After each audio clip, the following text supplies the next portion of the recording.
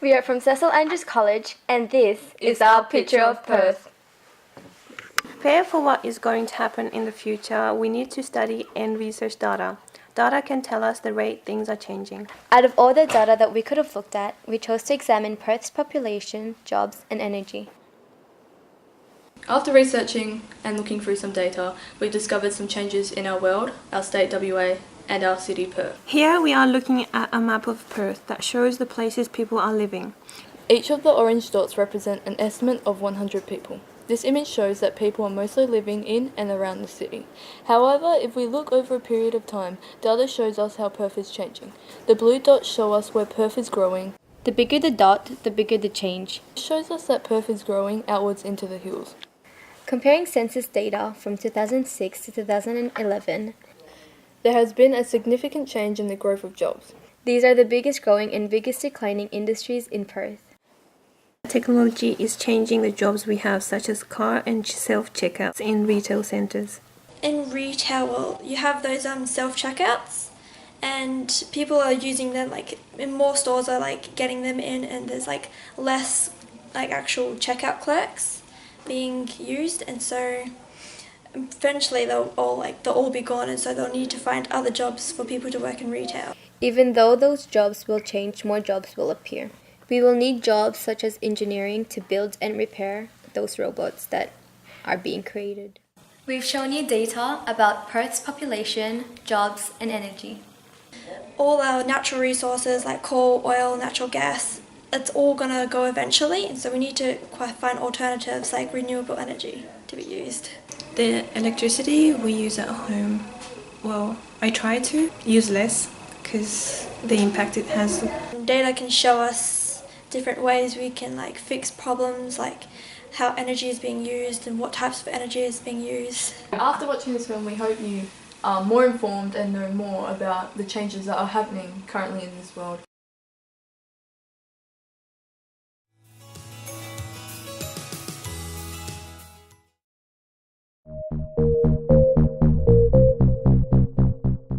Australia is a diverse, beautiful and multicultural country. Australia has a wide variety of wildlife. Full of good people, and it's just great. It's a good place to be. Perth is a city with history, tradition and character. There's lots of things to do for everyone from pretty much any background they have. It's beautiful, it's massive, it's deadly. Quality means that everyone has equal opportunities, such as their jobs are based on their skills rather than their diverse backgrounds or gender. Equality is what makes the world fair for people. We wanted to know how equal we are and whether that's changing. We dug through open source data to find the facts to bring to you. This first graph shows the different amount of men and women in each profession. Men seem to be working in more physical focused jobs, while women appear to be in more administrative occupations. The number of men and women in each occupation are not equal, but do we expect them to be? Does this mean that it is an issue of sexism, or is it simply a matter of personal preference? All of the disposable income in Australia has been divided into deciles, with the first decile being the lowest 10% and each next decile representing the next 10% of the population, and so on. These deciles show who has the most disposable income to spend. From 1981 to 1990 it stayed mostly the same, with the top deciles rising slightly above the rest. In 1995 there was a dip in income. From 2005 to 2010 there was an even larger spike. We've gone up to 155% comparison to 1981's indexing. However, the top decile has climbed much further above the rest. Along the data, the deciles have stayed mostly parallel, with the same amount of space staying between them the whole time. Except for from 2005 to 2010, there's been a much larger separation of the deciles, between all of the deciles in fact. This could be attributed to the fact that their wages are increasing at a much higher rate than the other deciles. It's like everybody's income is fluctuating together as a group, but the top 10% is rising faster. Equality wants everyone to have a fair go, but it can only work if everyone needs the same help. This is not true, as different people will require more assistance than others. For example, a D grade student would require more help to get to an A grade than a B grade student. Should we strive for equality, or is there a better alternative? Australia should strive for equity across education and early life to give people equal opportunities. However, this is not an overnight fix, but rather a long-term plan. Australia achieving equity would allow your children and future generations to have better opportunities.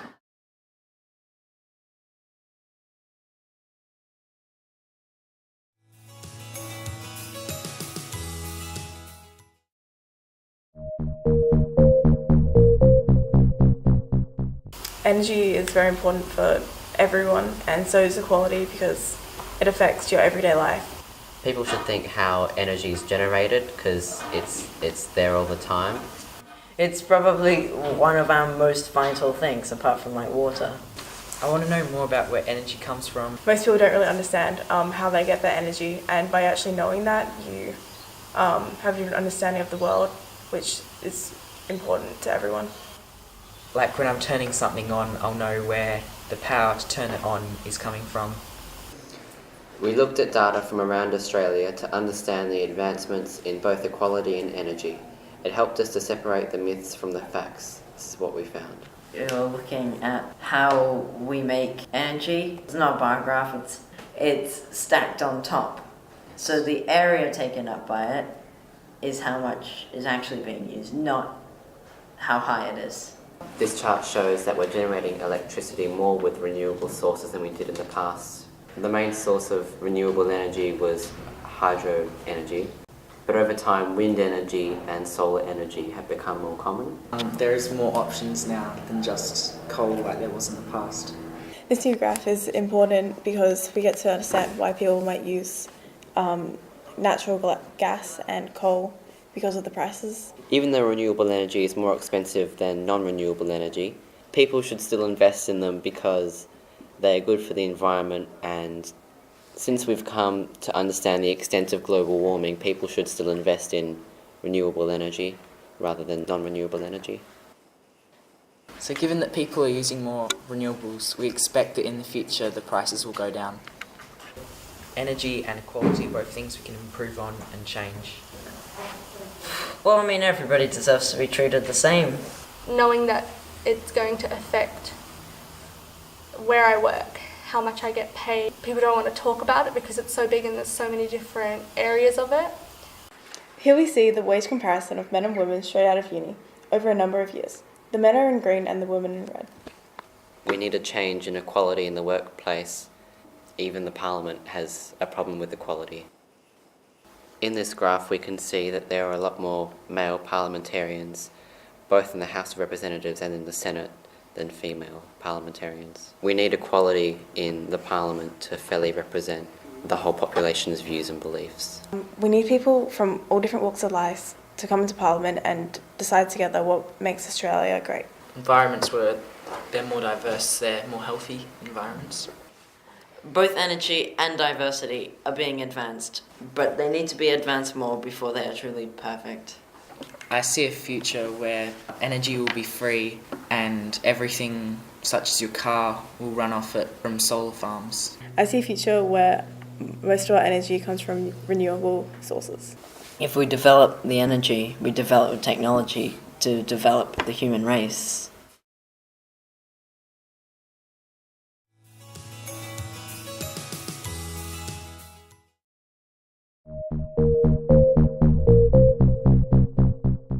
Technology is expanding, and it's expanding into all areas of life. Every time a new function comes out in technology, it seems revolutionary until the next. Then that one's the most revolutionary thing in the world.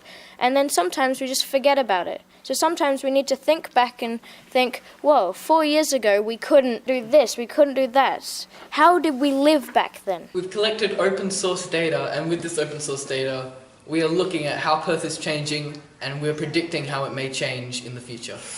Because we need to know what's happening now so we can figure out what's happening in the future. Technology is becoming faster and faster because we use it in our everyday lives. It makes everything for us more efficient because it can do things better than us. But we need computers to do more and more computations quicker, faster and more powerful than before, and that's why computational power in computers is growing. As you can see on this graph, not only are the amount of calculations per second that computers can do are increasing, they are increasing at a growing pace. they've become some of the most revolutionary and important ideas in our current generation. In fact, we have some of the fastest supercomputers in the world right here in Perth at the Pawsey Supercomputing Centre. We can't say for definite what our public transport options are because there might be some new revolutionary, super innovative idea that we start to use on a daily basis. We look back at 2017 and think, how did we live without this? Will transport change? Will there be new trains, faster buses, trains that go over traffic like they have in Japan? Most people in Perth get to work via private transport. Technology has always changed the way we get around. We're trying to make our mode of transport cleaner and greener for the environment. We have electric cars and hybrid cars, and maybe with that information we can take guesses as to what the next new revolutionary green mode of transport will be. Even if, we have half autonomous, half normal cars, there's already examples on the internet where you can see autonomous cars predicting an accident before it happens. Driverless cars, they're not going to crash into the other driverless cars if all the other cars are driverless, so it's going to save tons of money in repairing cars, as they can communicate with each other just instantly, so you don't need traffic lights. I think of a future where they look back on 2017 and think, wow, they didn't use holograms in everyday life. I see a future where we look back at 2017 and go, wow, we didn't use VR at school. I think of a future where they look back on 2017 and think, wow, you didn't have anti-gravity boots. Technology is always changing. It's changed our lives in the past and it's changing our lives now. Are you going to see the next big innovation, or are you going to become the next big innovator?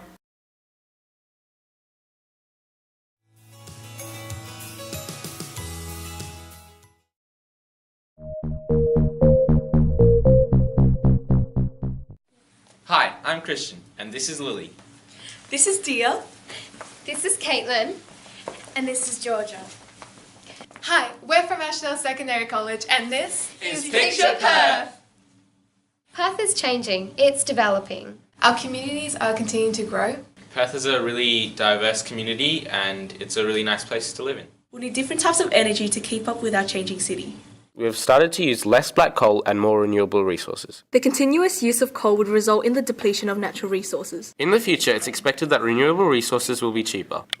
Energy is the golden thread that connects economic growth, increased social equity, and an environment that allows the world to thrive. The wise words of Ban Ki-moon vividly display the importance of efficient energy use in preserving our pristine environment. We use energy for different things like farming, appliances and electricity, as well as transportation. Energy is a part of our everyday life. This graph shows that since World War II, the amount of trips made on public transport has started to decline. But since 1985, the amount has rapidly increased until recently, where the numbers have begun to drop.